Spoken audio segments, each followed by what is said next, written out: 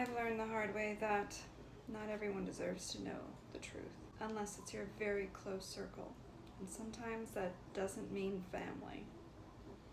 If you're like me, you've had to cut ties with family and acquaintances, and your circle might barely be able to be counted on one hand. But I've learned that having to weave tails is vital to the protection of your life. I have been foolish enough to tell people my plans, thinking I could trust them with that truth and information, only for them to screw me over.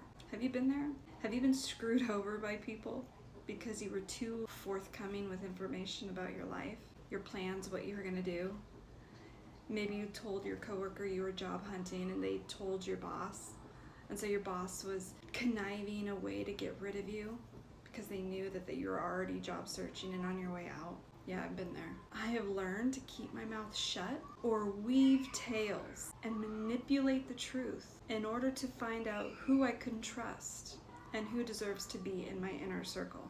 And if there is any skill you should learn in your lifetime, it's that one. How to learn to tell white lies and it be completely blessed in the spiritual realm. I think it goes far back when it comes to sin and how extreme you want to take that. And of course, you know, I really care to walk right and just as much as I can. But in a world where evil just seems to keep getting away with shit, unfortunately, I've learned to kind of push the limit simply in order to survive.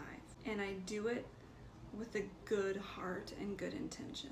And ultimately, that's what God does. He judges your heart. He judges your intentions. You can do some of the most horrible things in the world and be forgiven, but God judges your heart and your intention behind it. Unless you're trying to screw someone over and do something evil and malicious, you're going to be blessed. If you're trying to protect yourself and your circle and your future and your decisions because you don't know if you can trust someone, you're going to be just fine. And the divine is not going to condemn you for a little white lie for that. Because there are so many contradictions in scripture and in any religion where God could be construed as a massive fucking hypocrite. So if we want to go down that line or that road, let's just say we don't want to. We're not going to cherry pick. We're going to ultimately conclude that God judges your heart and your intention. Because some of the most evil, horrible people throughout life have been documented as to being God's favorite, aka King David. Totally took a married man, killed her husband just to make sure he can marry her, did horrible things, but yet he was a man after God's own heart. I don't even want to dive into that one, because the point is, it's all about the intention. It's all about your soul. It's all about you as a human being. I know I'm a good human being, and I try really hard. I'm not perfect, I slip up. I've had to grow and mature. But there are really, truly evil, malicious people out there that love to gossip. And whatever you say can oftentimes be used against you because there are people that have no life and do not want the best for you. They do not want you to succeed. You have no idea how many times I'm searched on LinkedIn by people that are not even amongst my connection. They just want to know if I'm succeeding in life, in my career. And it is joyful to know that they see that I am very successful and have entered doors that they're not even invited to. And I know it bugs them, and I love that. But in order to get where I am today, I had to spin tales that they can say today that I lied, and I did. But I lied because I knew I couldn't trust them, and I knew that they would screw me over, and that they were evil people. And sometimes that's okay to own.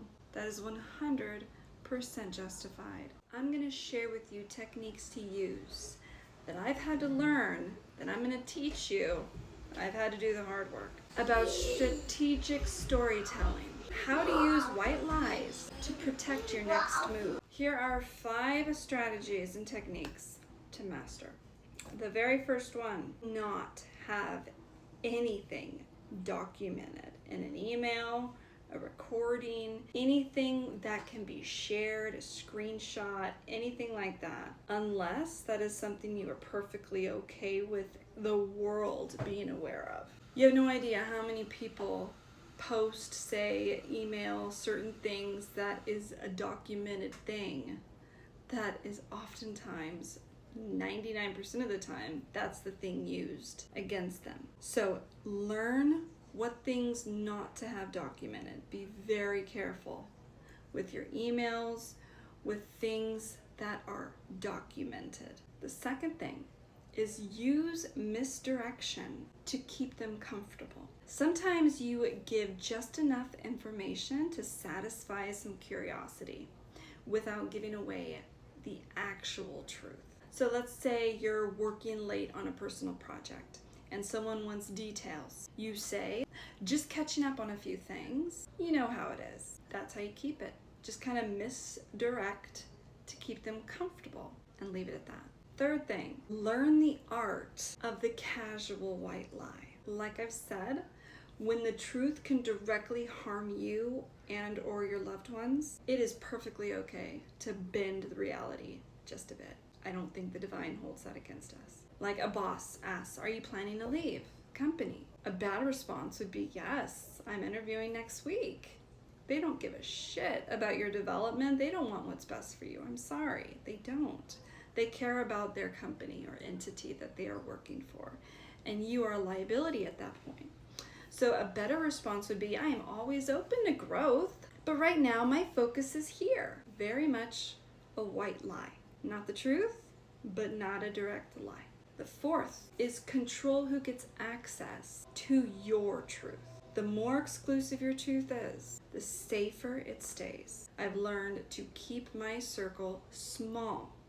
Before sharing personal or professional plans, you really have to ask yourself, does this person have anything to gain by sharing my business? Do they have a history of gossiping or betraying trust? If this got back to my boss or friend or fill in the blank, would it hurt me? And in reality, do I truly know this individual? Have I vetted them through spinning tails and testing out if they fail the test? That's the whole purpose of learning this technique. Spinning the tail to see if they pass and if you can actually bring them into your inner circle of trust. If there's even a maybe to any of these questions, keep it to yourself.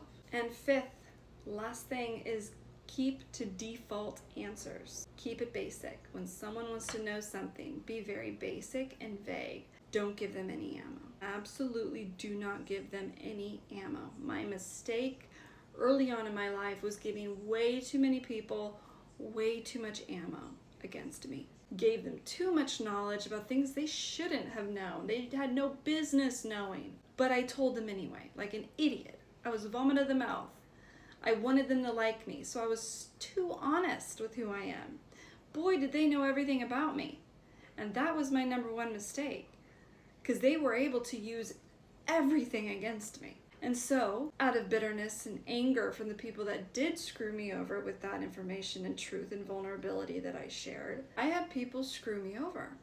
And I had to learn these techniques and strategies to build a strong inner circle of people that I could trust by spinning these tales of white lies. So when I was job searching, when I was on my way out, I wouldn't tell them the actual job.